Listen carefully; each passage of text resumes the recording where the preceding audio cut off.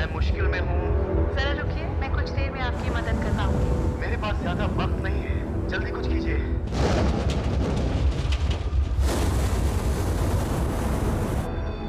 1 अक्टूबर 2015 America के merchant vessel L pharaoh से Bahamas के नजदीक से एक परेशानी भरी कॉल आती है। ये जहाज पूरी तरह से कुदरत पर निर्भर था। ये बहुत ही ज्यादा मुश्किलों में फंस गया था। फिर वो गायब हो गया। हमारे पास सिर्फ यही जानकारी थी कि ये जहाज एक तूफान में गुम हो गया है। ये कार्गो जहाज है जो बड़े तूफान में फंस गया है। इस पर 33 लोगों का एक क्रू भी था। और शुरू हुई खोज। हमें नहीं लग रहा था कि कोई अच्छी खबर मिलेगी, कोई उम्मीद ही नहीं थी। और फिर मरीन इन्वेस्टिगेटर्स ने एक बहुत ही पेचीदा छानबीन शुरू की। ये नामुमकिन लग रहा था कि स्टील से बना इतना बड़ा जहाज इतनी जल्दी कैसे डूब सकता है। मैं सोच भी नहीं सकती कि अपना अंत सामने देखकर उन लोगों को कैसा लग रहा होगा। इस जहाज के ब्लैक बॉक्स से कई ऐसी बातों का पता चला जिन्होंने दुनिया को हिला दिया। 33 लोगों ने जिन हालातों में अपनी जान गंवाई, उनसे बचा जा सकता था। जो हुआ ठीक नहीं हुआ। अब जांच करने वालों की रिपोर्ट्स, इंजीनियरिंग से जुड़े विश्लेषण और तूफान झेल रहे क्रू की आखिरी बातों से मेन प्रपल्शन यूनिट बंद हो गई है और इंजीनियर्स इसे शुरू नहीं कर पा रहे हैं। ये पता चल रहा है कि पिछले 3 दशक में अमेरिका के सबसे बुरे समुद्री हादसे की असली कहानी क्या थी।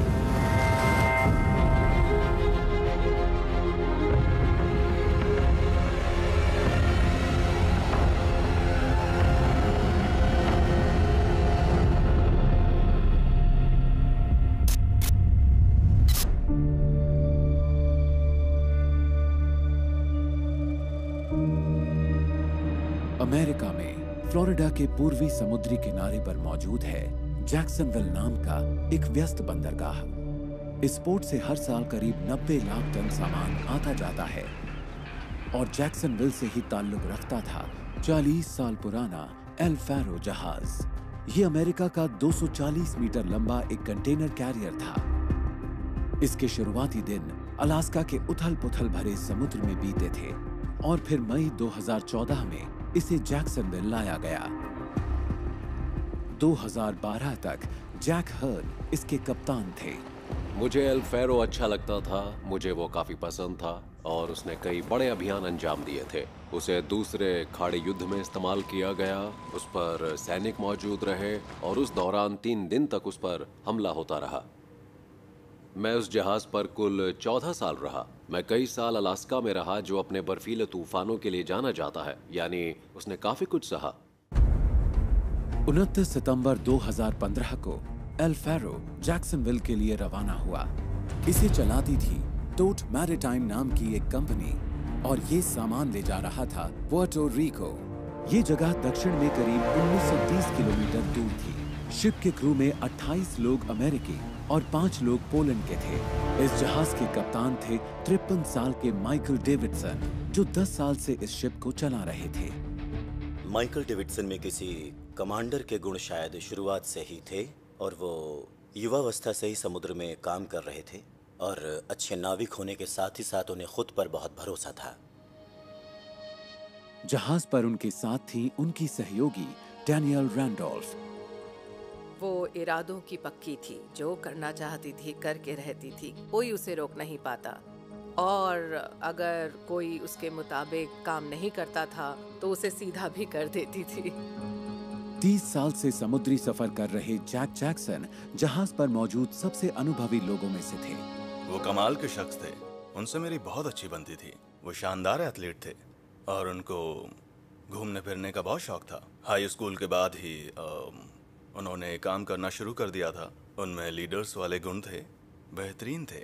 मेरे भाई दिखने में बहुत ही खूबसूरत थे और लोग कहते थे कि ओह, ये तो किसी हीरो जैसे लगते हैं। उनका कद लंबा था, बहुत तंदुरुस्त थे। वो जहाँ भी जाते थे बस वहाँ छा जाते थे। फ्रैंक हैम को भी समुद्री यात्रा का 15 साल से ज्यादा का अनुभव था। फ्रैंक और मैं एक साथ काम करते थे। हम दोनों एक ही रेस्टोरेंट में थे। मैं कुक थी और वो डिश वॉशर थे। वो अपना काम बड़ी लगन से करते थे। हम हमेशा मजाक करते थे। उन्हें परिवार से प्यार था। वो पूरी दुनिया घूमना चाहते थे और ढेर सारा पैसा कमाना। पोर्टो रिको तक का अल फैरो का 4 दिन का सफर इसके क्रू के लिए एक आम बात थी। एल फैरो की नौकरी की अच्छी बात ये थी कि फ्रैंक हर हफ्ते घर आ जाते थे। एक वक्त ऐसा भी था जब उन्हें घर छोड़ना बहुत मुश्किल लगता था। उस दिन सब कुछ ठीक ठाक ही था और मौसम के भी खराब होने का कोई अनुमान नहीं था। लेकिन 29 सितंबर को जब एल फैरो बंदरगाह से रवाना हुआ तो पूर्व में करीब 1130 किलोमीटर की दूरी पर एक तूफान घुमड़ रहा था। वोकीन नाम के इस तूफान की ताकत तेजी से बढ़ी और 30 सितंबर को सुबह 7:39 पर वोकीन एक हरिकेन में बदल गया। वाकीन नाम के इस हरिकेन में 120 किलोमीटर प्रति घंटा की रफ्तार से हवाएं चल रही हैं। लेकिन फ्लोरिडा के नजदीक वाले इस गर्म महासागर में हरिकेन कोई नई बात नहीं। हमारे यहाँ हर साल हरिकेन का मौसम आता है जून जुलाई में और ये खत्म होता है नवंबर में, तो ये हम लोगों के लिए नई बात नहीं है। हरिकेन तब बनते हैं जब गर्म कटिबंधीय महासागरों के ऊपर मौजूद नर्म हवा ऊपर उठकर बादल बनाती है। इस दौरान इसकी तरफ और हवा खिंचती है और उसके भी गर्म होने से तूफान की ताकत और बढ़ती है। पृथ्वी के घूमने से ये तूफान भी घूमने लगता है और हवा की रफ्तार 119 किलोमीटर प्रति घंटा होने पर ये एक हरिकेन बन जाता है। लेकिन हरिकेन वाकिन के आगे बढ़ने की भविष्यवाणी करना बेहद मुश्किल साबित होने वाला था। हरिकेन वाकीन अब कैटेगरी 3 का तूफान बन गया है। 30 सितंबर को रात 10:49 पर वाकीन की हवा की रफ्तार 185 किलोमीटर प्रति घंटा से भी ज्यादा हो गई और इसे कैटेगरी 3 का हरिकेन बताया गया। प्रोफेसर ब्रायन हाउस ने मायामी यूनिवर्सिटी में एक बॉक्स में एक हरिकेन विकसित किया है ताकि इसकी कार्य प्रणाली को समझकर पूर्व चेतावनी की सटीकता सुधारी जा सके। हरिकेन वाकिन के मामले में जल्द से जल्द ये जानना जरूरी था कि ये तूफान कितना दमदार हो सकता है। एक प्रयोगकर्ता के तौर पर मैं ऐसी कुदरती आपदाओं को समझने की कोशिश करता हूँ ताकि इनके बारे में बेहतर भविष्यवाणियां की जा सके। वाकीन 24 घंटे से भी कम समय में एक मामूली हरिकेन से कैटेगरी 3 का हरिकेन बन गया था और इसे हम कहते हैं रैपिड इंटेंसिफिकेशन। वाकीन इसलिए बहुत तेजी से बनता क्योंकि ये कुछ ज्यादा ही गर्म समुद्र के ऊपर से दक्षिण पश्चिम की ओर बढ़ रहा था। किसी भी तूफान में मौजूद जबरदस्त ऊर्जा उसे मिलती है समुद्र से। अगर ये गर्म पानी के ऊपर से धीरे धीरे आगे बढ़ रहा हो तो इसे ये ऊर्जा मिलनी जारी रहेगी। जितना ज्यादा गर्म पानी मिलता जाएगा तूफान को मिलने वाली ताकत भी बढ़ती जाएगी। 1 अक्टूबर की सुबह 1:30 बजे वाकीन की हवाओं की रफ्तार और बढ़कर 193 किलोमीटर प्रति घंटा हो गई। सच कहूँ तो मैंने इस बात पर ध्यान नहीं दिया क्योंकि फ्रैंक ने बताया था कि तूफान कभी कभी अपना रास्ता बदल लेते हैं, तो मुझे चिंता नहीं हुई। मायामी में भी इसे लेकर किसी को चिंता नहीं थी। यही है कोस्ट गार्ड के डिस्ट्रिक्ट 7 का केंद्र, जहां रहता है उसका दुर्घटना बचाव दल। लेकिन सुबह 7:30 बजे इन्हें एल फैरो की मालिक टोट मैरिटाइम कंपनी से एक फोन आया। हमें टोट से फोन आया। पता चला कि उसे एल फैरो के कैप्टन से कॉल आई थी और वो बोले कि नंबर 3 होल्ड में पानी भरने लगा है। साथ ही उन्होंने कहा कि जहाज में बिजली चली गई है और वो लोग सबको बताने के लिए अपने आपातकालीन संदेश भेजना शुरू करने वाले थे। इसके बाद जहाज से संपर्क करने की सब कोशिशें नाकाम हो गईं। वो जहाज एक हरिकेन में गुम हो गया था और उस वक्त हमारे पास बस उतनी ही सूचना उपलब्ध थी। 2 अक्टूबर 2015 240 मीटर लंबे अमेरिकी मालवाहक जहाज एल फैरो को गुम हुए 24 घंटे हो चुके थे। ये कार्गो जहाज है जो बड़े तूफान में फंस गया है। इस पर मौजूद 33 लोगों वाला क्रू भी तभी से गायब है। ये खबर टेलीविजन पर आने लगी थी और मुझे लगने लगा कि अब बच्चों को बता देना चाहिए कि उनके पिता का जहाज गुम है और कुछ पता नहीं। हरिकेन वाकीन अब बहामस को अपनी चपेट में ले चुका था। हवा की रफ्तार 222 किलोमीटर प्रति घंटा हो गई थी, जिस कारण कोस्ट गार्ड के लिए इस मुश्किल में फंसे जहाज को ढूंढने और बचाने का मिशन शुरू करना नामुमकिन था। हर गुजरता पल चालक दल के सही सलामत बचने की गुंजाइश घटा रहा था। हमें सिर्फ ये पता था कि जहाज का आकार क्या है और ये कि वो तूफान के करीब था। हमें अंदाजा नहीं था कि हालात क्या हैं। हमने हरिकेन्स की तस्वीरें देखी थी तो मालूम था कि बुरा ही होगा। 2 अक्टूबर को सुबह 5 बजे कोस्ट गार्ड ने खोजबीन का काम शुरू कर दिया। एल फैरो का आखिरी सिग्नल मिले 20 घंटे से भी ज्यादा हो चुके थे। काम शुरू किया तो अच्छी खासी रोशनी थी, लेकिन जैसे ही हमने उड़ान भरी और विमान बादलों के नीचे आया, धूप गायब हो गई और फिर से अंधेरा होने लगा। हमें लगा कि पता नहीं अब क्या होगा। वो बहुत मुश्किल था। हमने उस इलाके के ऊपर से रेडार को कई बार गुजारा, लेकिन फिर भी हमें कोई नतीजा नहीं मिला। तो हम तूफान से बाहर निकले, धूप वाले हिस्से में गए, 609 मीटर की ऊंचाई तक उतर आए और फिर तूफान की ओर लौट गए। यहाँ यकीनन उथल पुथल ज्यादा थी और हवा के तेज झोंके महसूस हो रहे थे। खिड़की से बाहर देखने पर हमें पंखों की लचक दिख रही थी। विमान के ऊपर नीचे जाने से वो हिल रहे थे। हरिकेन वाकीन की हवा की रफ्तार थी 160 किलोमीटर प्रति घंटा। आपको यहाँ पर 2 पैनलों के बीच में कुछ जगह नजर आ रही होगी। यह हिस्सा यहाँ से टूट गया है। हमने यहीं से ईंधन को बाहर आते देखा था। हवा की वजह से जो उथल पुथल पैदा हुई, जिस तरह विमान ऊपर नीचे हिला, उसके कारण 3-4 स्क्रू ढीले हो गए थे। 7 घंटे तक लगातार उड़ान भरने के बाद दोपहर में जब ईंधन कम होने लगा तो क्रू को ना चाहते हुए भी लौटना पड़ा। हमने रेडार से बार-बार उस इलाके की जांच पड़ताल की थी। हमें पूरा यकीन था कि अगर 243 मीटर लंबा वो जलपोत वहां हुआ तो वो जरूर तैर रहा होगा और हम उसे देख पाएंगे। अगले 2 दिन के दौरान जब हरिकेन वाकीन का असर घटने लगा तो खोज का दायरा बढ़ा दिया गया। 6 जलपोतों की मदद से कई विमानों ने कुल 42 उड़ानें भरी और 4,77,000 वर्ग किलोमीटर इलाके को छान मारा।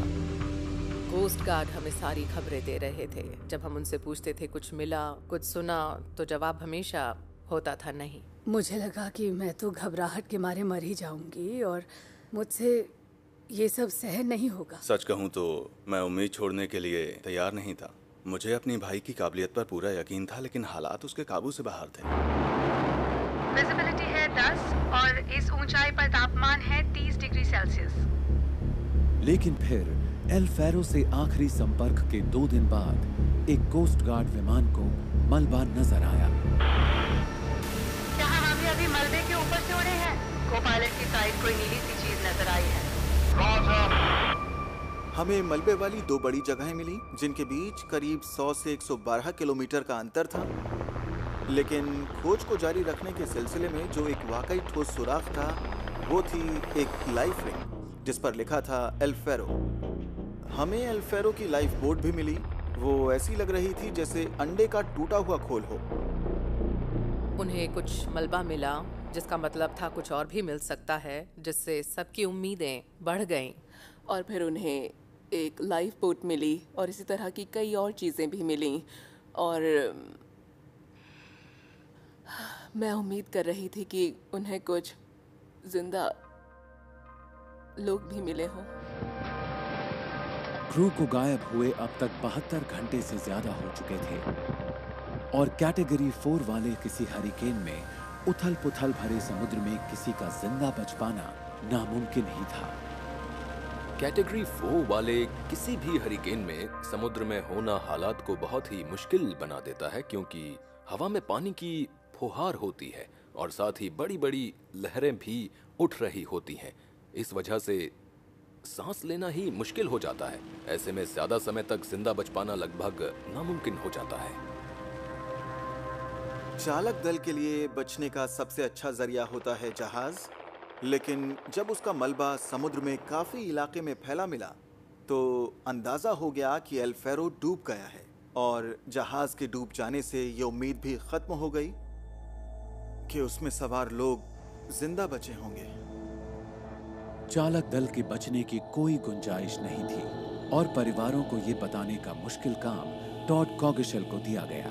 इस हादसे का सबसे मुश्किल हिस्सा था परिवारों को समझाना। हमें उन्हें ये बताना था कि उनके प्रियजनों को बचाने की जितनी कोशिशें हो सकती थीं, वो की गईं, पर वो ये मानने को तैयार नहीं हुए कि अब वो कभी घर नहीं लौटेंगे। उन्होंने हमसे कहा कि जहाज डूब गया है। मुझे यकीन नहीं हुआ क्योंकि मुझे लगता था कि ये कैसे हो सकता है। इतना बड़ा जहाज जो स्टील का था, इतना मजबूत था, इस तरह कैसे डूब सकता है? ऐसा कैसे हो गया?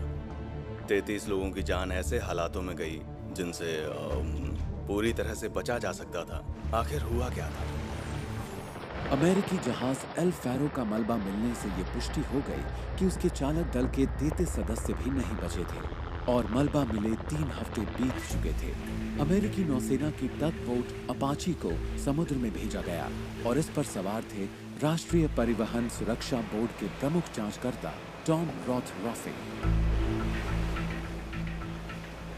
डूबने से पहले जहाज द्वारा भेजे गए इलेक्ट्रिक सिग्नल से उस जगह का पता चला जहां वो आखिरी बार पाया गया था। 4 दिन की खोजबीन के बाद भी अपाची के क्रू को कुछ नहीं मिला, लेकिन फिर इसके सोनार ने समुद्र में 4500 मीटर की गहराई पर एक बड़ी सी चीज का पता लगाया। 1 नवंबर को अपाची के रिमोट कंट्रोल कैमरा व्हीकल को जांच पड़ताल करने के लिए नीचे भेजा गया। करीब 5 किलोमीटर की गहराई पर पानी का दबाव था 3175 किलोग्राम प्रति 6.5 वर्ग सेंटीमीटर।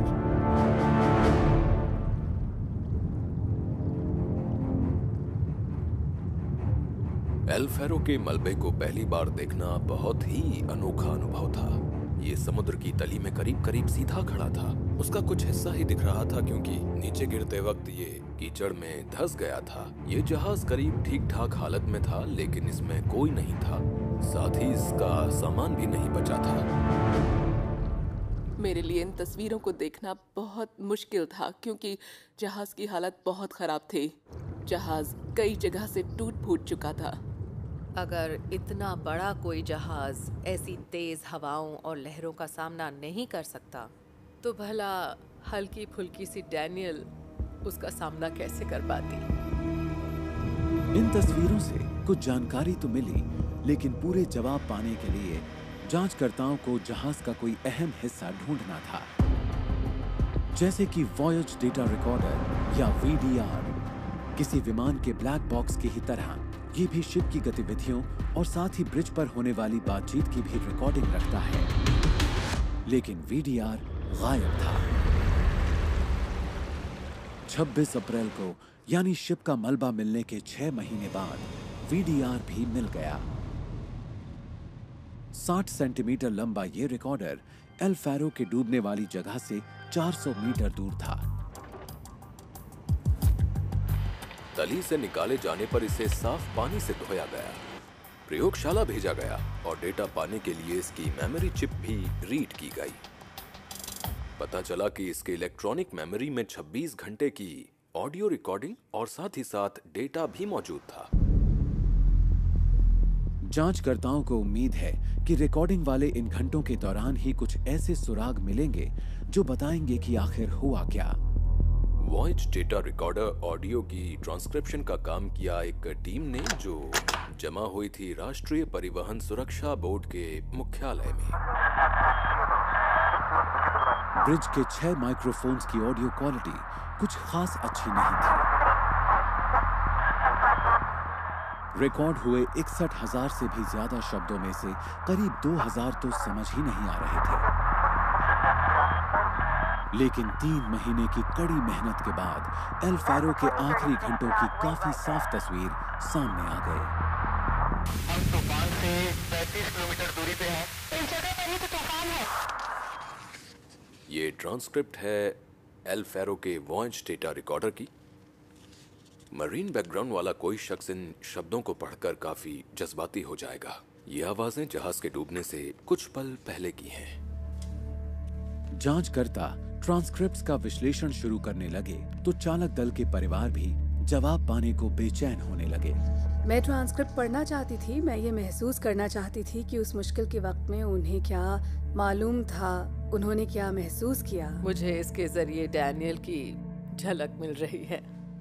NTSB ने ऑडियो रिकॉर्डिंग्स कभी रिलीज नहीं की, तो यहाँ अभिनेता चालक दल के शब्दों को दोहरा रहे हैं। यहाँ डैनियल रैंडोल्फ कप्तान के बारे में बात कर रही हैं।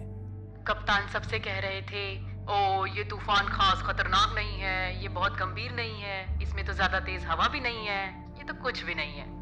यहाँ डैनियल कप्तान की नकल उतार रही है। वो कह रही है कि वो हालात को हल्के में ले रहे हैं। मुझे लगता है कि वो अपनी गलती छुपाने के लिए ऐसी बातें कर रहे हैं, क्योंकि वो जान गए हैं कि वो गलत हैं। तो उसे पता चल गया था कि कप्तान से गलती हुई थी और इसीलिए वो उनकी खिंचाई कर रही है।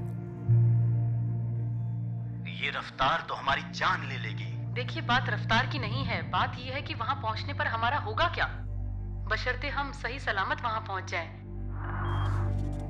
ये सचमुच बहुत ही जरूरी चीज थी और मैं शुक्रगुजार हूँ कि इसे ढूंढ निकाला गया, क्योंकि अगर ऐसा ना होता तो फिर हम सिर्फ अंदाजे ही लगाते रहते। इस बॉक्स के मिलने से कम हुआ क्या था ये जानकारी तो मिल ही गई। ये किसी डरावनी कहानी को सुनने के जैसा है जिसका अंत हमें पहले से पता है। अब जांचकर्ता ये जान सकते हैं कि एल फैरो क्यों सीधा एक हरिकेन की तरफ बढ़ता गया। 10 महीने पहले अमेरिकी जहाज एल फैरो अपने पूरे क्रू के साथ डूब गया था। फिर राष्ट्रीय परिवहन सुरक्षा बोर्ड NTSB ने शिप के वॉयज डेटा रिकॉर्डर से मिली ट्रांसक्रिप्ट्स का विश्लेषण करके ये कड़ियां जोड़नी शुरू की कि आखिर हुआ क्या था। जैक हर्न 25 साल से कप्तान थे। इनके 14 साल एल फैरो पर गुजरे थे। किसी कप्तान के दिमाग में मौसम का ख्याल 24 घंटे रहता है। वो इसी बारे में ही सोचता है। एल फैरो दक्षिण में पुर्टो रिको की तरफ जा रहा था और इस दौरान मौसम से जुड़ी ताजा जानकारियां ब्रिज के पिछले हिस्से में लगे टेलीकम्युनिकेशंस स्टेशन के जरिए आ रही थी। जब मौसम की जानकारी इस स्टेशन पर आती है तो प्रिंटर सूचनाओं को लगातार प्रिंट करते जाते हैं। ये काम लगातार चलता रहता है। आप देख सकते हैं कि कितनी सारी सूचना आ गई है। क्रू के सदस्य इस आवाज को सुन लेते हैं, वो यहाँ आते हैं और इस तमाम सूचना को डिकोड और प्रोसेस करना शुरू करते हैं। फिर चार्ट बनाकर वो अपने रास्ते के हिसाब से गणना करते हैं। 30 सितंबर को शाम 5 बजे से थोड़ा पहले नेशनल हरिकेन सेंटर से SAT-C सिस्टम पर एक पूर्वानुमान आया। तब तक एक दिन का सफर हो चुका था। ट्रांसक्रिप्ट के मुताबिक डैनियल रैंडोल्फ वाकीन की नई ट्रैक लाइन के हिसाब से जहाज का रास्ता तय करने लगी। मेरा अनुमान है कि वो कह रही होगी, लगता है हरिकेन हमारे ट्रैक लाइन से टकरा रहा है। उन्होंने ये अंदाजा लगाया होगा सुबह के 2 बजे ये इस जगह पर होगा। देखते हैं तब हम कहाँ होंगे। शायद हम भी तूफान के आसपास ही होंगे। वो हंस भी रही है। लगता है तूफान हमारी ही तरफ बढ़ रहा है। ओह, ये क्या मुसीबत आ रही है। तो वो हंस भी रही है, घबरा भी रही है और आगे के रास्ते को समझते हुए कह रही है, हम इसके बीच से गुजरने वाले हैं। यहाँ वो परेशान लग रही है और डरी हुई भी। हाँ। शाम करीब 7 बजे कैप्टन ने दक्षिण की ओर रास्ता 10 डिग्री बदलने का आदेश दिया, लेकिन SAT-C सिस्टम के पूर्वानुमान के मुताबिक अब भी ये जहाज तूफान के बीच वाले हिस्से की तरफ ही बढ़ रहा था।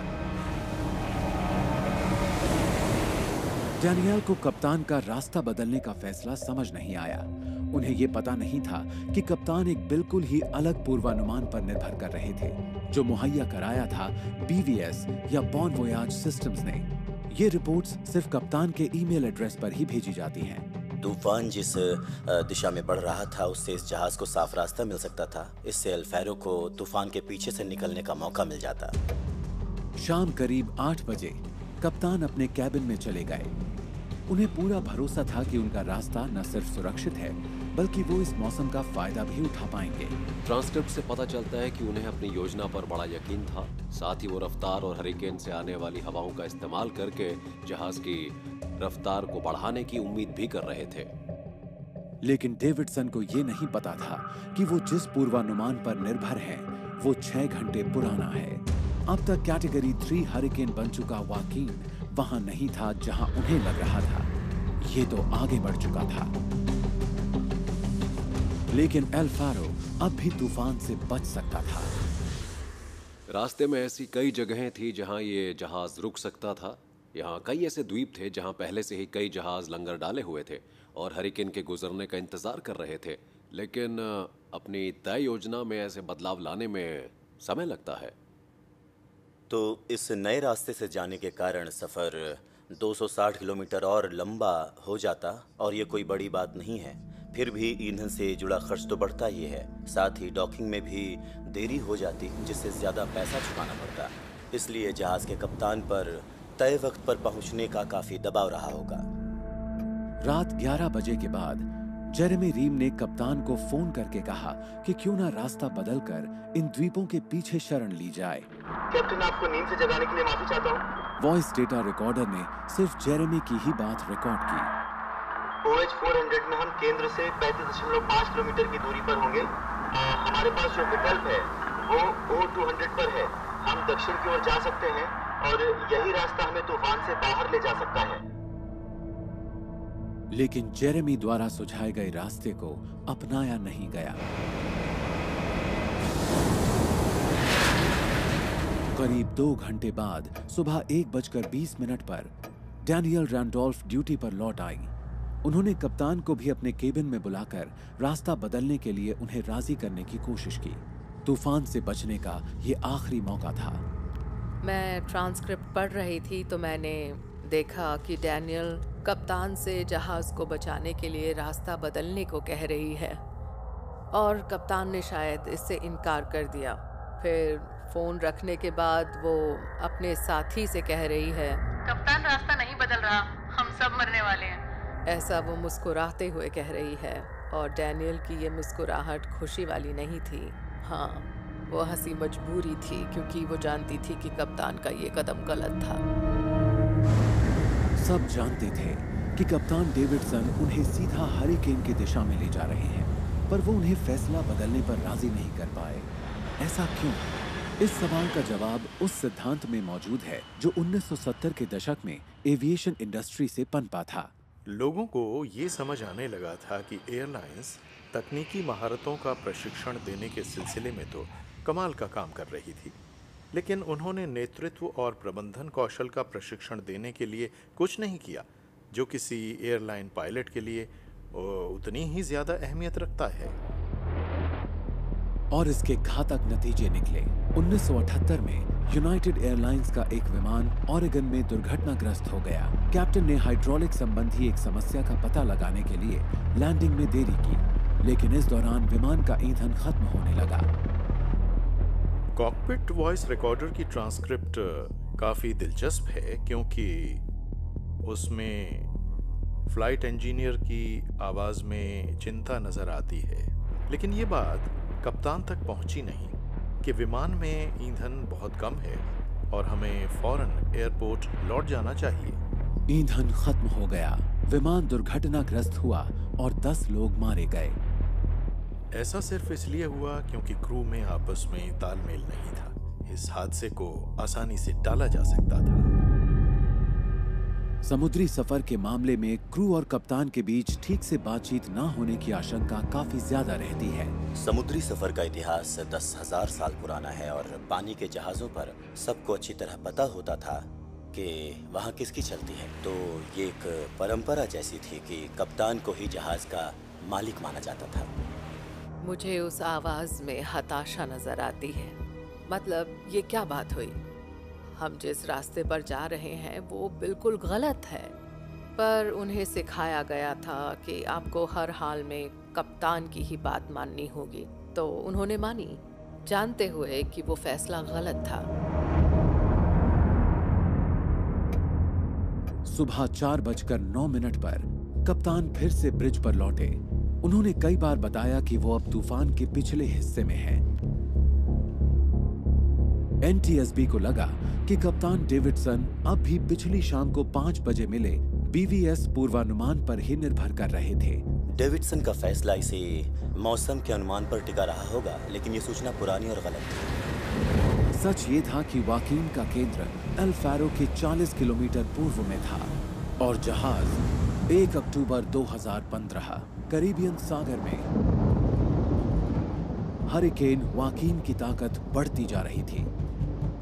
इससे बचने के लिए इस इलाके में मौजूद सभी जहाज या तो समुद्र में आगे बढ़ गए थे या पुराने बहामा चैनल में शरण लिए हुए थे।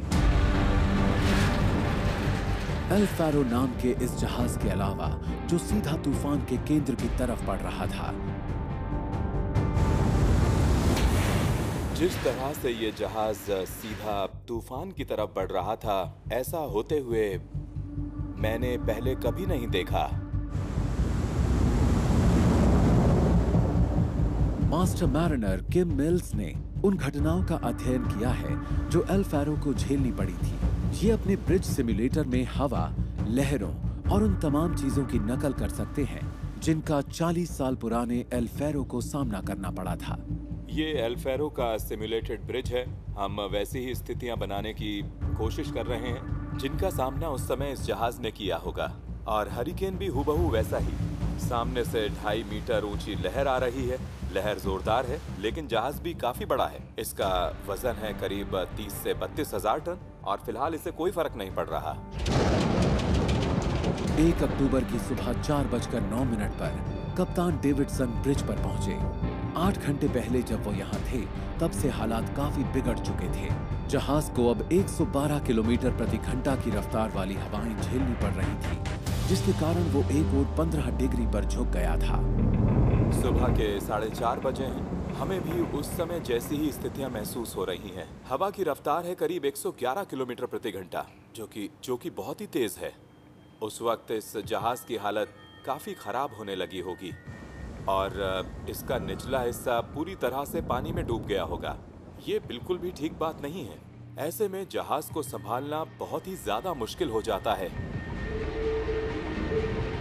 ऑटो पायलट भी एल फैरो को कंट्रोल नहीं कर पाया। फिर सुबह 4:43 पर फ्रैंक हैम से कहा गया कि वो जहाज को मैन्युअली संभालते हुए हवा की दिशा में रखें। लेकिन ऐसा करने में काफी मुश्किलों का सामना करना पड़ा होगा। खैर, जैसे तैसे उन्होंने ये काम कर तो लिया, पर उन्हें अभी भी जहाज को सीधा करना था। क्रू जहाज को हवा की दिशा में बनाए रखने के लिए जूझ रहा था कि सुबह 5:43 पर निचले हिस्से से कॉल आई कि होल्ड नंबर 3 में पानी आ गया है। चीफ मेट जांच पड़ताल करने नीचे गए। पानी शायद होल्ड नंबर 3 के ठीक ऊपर मौजूद सेकंड डेक से आ रहा था। एल फैरो का सेकंड डेक भी इस जैसा ही था, जो काफी लंबा भी था, जिसमें होल ओपनिंग्स थी। मैं इन्हें कहूंगा साइड शेल ओपनिंग्स। ये ऊंची ऊंची लहरों में पानी को आने और निकलने में मदद करती हैं। एल फैरो की बनावट की वजह से डेक पर समुद्र का पानी आ सकता था, लेकिन नीचे वाले होल्ड्स की हिफाजत करना जरूरी था। वहां पानी जाने नहीं दिया जा सकता था। चीफ मेट ने होल्ड 3 में पानी के पहुंचने की पुष्टि कर दी। उन्हें लगा कि पानी एक स्कटल से आ रहा है। ये डेक 2 पर बनी एक खिड़की थी जो डेक नंबर 2 के ठीक ऊपर थी। हमें ट्रांसक्रिप्ट से पता चला कि चीफ मेट नीचे गए तो उन्हें एक हैच खुला मिला। वो हैच खुला नहीं होना चाहिए था, क्योंकि उसके जरिए पानी नीचे जाता था, लेकिन वो खुला था। उसका मुंह बहुत ही बड़ा था, इस वजह से जहाज में पानी भरने लगा। जहाज को हवा की सही दिशा में लाने के बावजूद वो सीधा नहीं हुआ और पानी खिड़की के जरिए अंदर आता रहा। कप्तान ने यह तय किया कि हवा की वजह से ही जहाज एक तरफ को 15 डिग्री झुका है, तो अगर उसे घुमा दिया जाए तो शायद ये झुकाव ठीक हो जाएगा। लेकिन इंजन्स के लिए जहाज का इस तरह झुकना बड़ी समस्या होती है। इंजन नीचे मौजूद एक टैंक से एक सक्शन पाइप के जरिए तेल खींचता है। तो जब जहाज एक तरफ को झुका तो पाइप से तेल के बजाय सिर्फ हवा आने लगी। क्रू ने खिड़की को बंद कर दिया, लेकिन सुबह 6:13 पर इंजन बंद हो गए। अब ये जहाज पूरी तरह से कुदरत के भरोसे था। बिजली बंद हो गई थी, इंजन काम नहीं कर रहा था, यानी जहाज भारी मुश्किल में था उस वक्त। जहाज अब हवा के बहाव के भरोसे था। हालात बहुत संगीन हो गए थे, क्योंकि बोर्ड साइड वाली वेंटिलेशन के जरिए अब पानी आसानी से जहाज के निचले हिस्से में दाखिल हो रहा था। जहाज में काफी पानी भर रहा था और बढ़ते वजन के कारण उसका झुकाव भी बढ़ता जा रहा था। फिर पानी का अंदर आना और बढ़ गया, जिससे जहाज पानी में झुक गया। लिहाजा पानी का घुसना और तेज हो गया, यानी अब जहाज को बचाया नहीं जा सकता था। सुबह 6:13 पर अमेरिका का शिप एल फैरो एक भयंकर हरिकेन के केंद्र से सिर्फ 40 किलोमीटर दूर कैरिबियन सागर में था और इस पर मौजूद था 33 लोगों का क्रू। इसके इंजन बंद हो गए थे और ये बस तूफान के रहमो करम पर ही था। अगर कोई जहाज तूफान के दौरान समुद्र में हो और इंजन बंद हो जाए तो समझिए कि बहुत बड़ी मुश्किल है। तेज हवाओं की वजह से जहाज एक तरफ झुक गया। समुद्र का पानी उसके वेंटिलेशन शाफ्ट से होकर उसके निचले डेक तक पहुंचने लगा। जहाज भारी मुश्किल में था और अगर कोई शख्स जहाज के बारे में थोड़ी बहुत भी जानकारी रखता है तो उसे ये बात अच्छे से समझ में आ गई होगी कि यहाँ से बच पाना बहुत ही मुश्किल है। क्रू ने वाकई उम्मीदें छोड़ दी होंगी।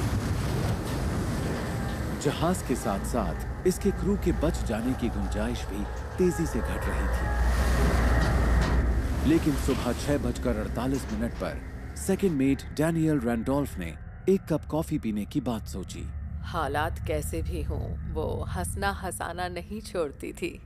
उसने कहा, चलो कॉफी पीते हैं। जैसे कॉफी सब ठीक कर देगी। हाँ, लोगों से पूछ रही थी, कैसी कॉफी पियेंगे आप? कॉफी, क्रीम और शक्कर? उसने तो कप्तान से भी कॉफी के लिए पूछा।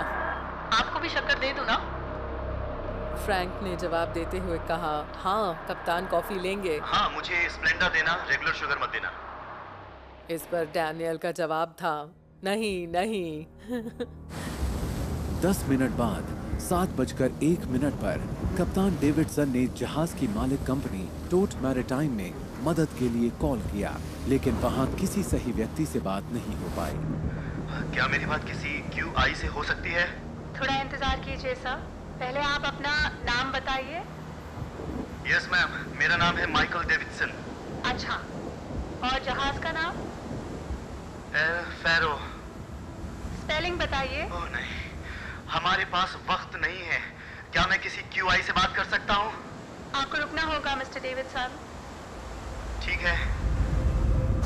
और आखिरकार जब कप्तान का संपर्क टोट के एक मैनेजर से हुआ तो उन्होंने जहाज के संकट की बात बताई। फिर 7:29 पर उन्होंने जहाज को छोड़ने का अलार्म बजा दिया। क्रू से लाइफ बोट्स को पानी में उतारने को कहा गया। ब्रिज पर रह गए सिर्फ कप्तान और एबल सीमैन फ्रैंक हैम।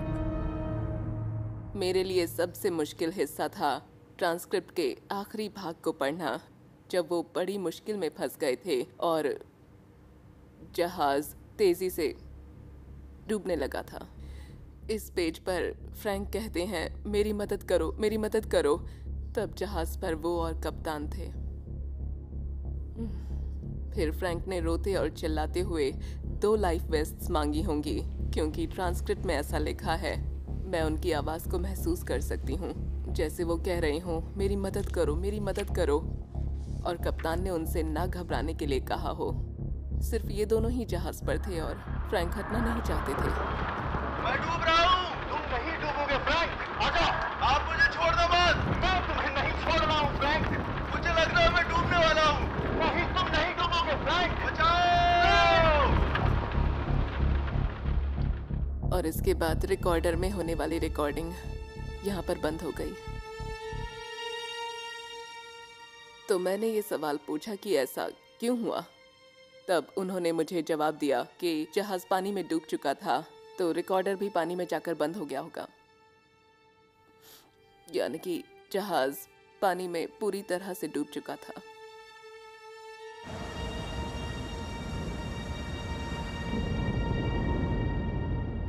एल फैरो के डूब जाने के 2 साल से भी ज्यादा समय के बाद NTSB ने अपना फैसला सार्वजनिक किया।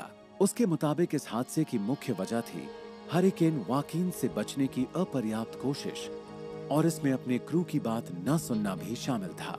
किसी जहाज पर जहाज और उसके क्रू दोनों की सुरक्षा की जिम्मेदारी कप्तान की ही होती है।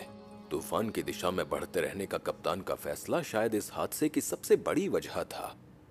एल फैरो के डूबने के बाद कम से कम इस बात से संबंधित लोगों को आपस में ये विचार विमर्श करने का मौका मिला कि अगर किसी की बात सही हो तो उसे मान लिया जाना चाहिए, उसी में सबकी भलाई है। रिपोर्ट्स में सुझाव दिए गए कि क्रू के बीच के संवाद को बेहतर बनाया जाए और कप्तान भी खुद को टीम का ही एक हिस्सा समझे।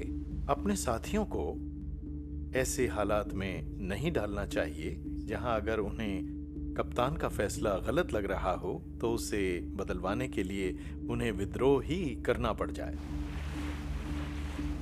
बेशक सबक सीखे तो गए हैं, लेकिन उनकी कीमत बहुत बड़ी है। मुझे गुस्सा तो आता है, लेकिन साथ ही डैनियल पर बड़ा नाज होता है। उसने कभी डर नहीं दिखाया। उसे हकीकत का अंदाजा अच्छी तरह से था। एक माँ होने के नाते मुझे उस पर गर्व है। मुझे हर दिन अपने भाई की बड़ी याद आती है। 29 सितंबर को सफ़र पे जाने से पहले उसने मुझे फ़ोन किया था। हमारे बीच आम बातचीत हुई। वो बहुत ज़्यादा खुश था।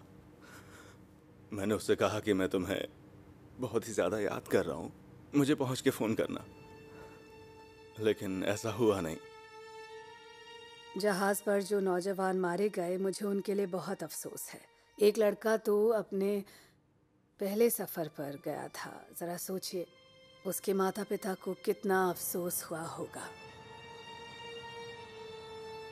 मैं बहुत तकलीफ में थी, लेकिन मैंने उससे बाहर निकलने की कोशिश की। मैं नहीं चाहती थी कि कोई और इस परेशानी का सामना करे, तो मैंने बदलाव की कोशिशें शुरू की। अक्टूबर 2018 में इस जहाज के डूबने के 3 साल बाद हैम अलर्ट मैरीटाइम सेफ्टी एक्ट को फ्रैंक की याद में एक कानून बना दिया गया। हैम एक्ट की खास बात है एक ऐसा प्रावधान जो नाविकों को अज्ञात रहते हुए सुरक्षा से जुड़ी अपनी चिंताओं को रिपोर्ट करने का मौका देता है। मैं चाहती हूँ कि लोग जानें कि बेशक आप मरीनर हैं, लेकिन आपकी भी जिंदगी है। समुद्री जहाज़ों में एक बटन होता है और मरीनर अपनी पहचान छिपाए रखते हुए बटन दबा सकते हैं। दिक्कत यह है कि किसी गलत बात की खबर देने के बदले में आपकी नौकरी जा सकती है, पर इस बटन के जरिए शिकायत सीधी कोस्ट गार्ड तक जाती है और वो जान जाता है कि कुछ गड़बड़ है। उसने सचमुच एक नकारात्मक चीज को सकारात्मक बना दिया फ्रैंक की याद में, और मैं यकीन से कह सकती हूँ इससे कई लोगों की जिंदगियां बचेंगी।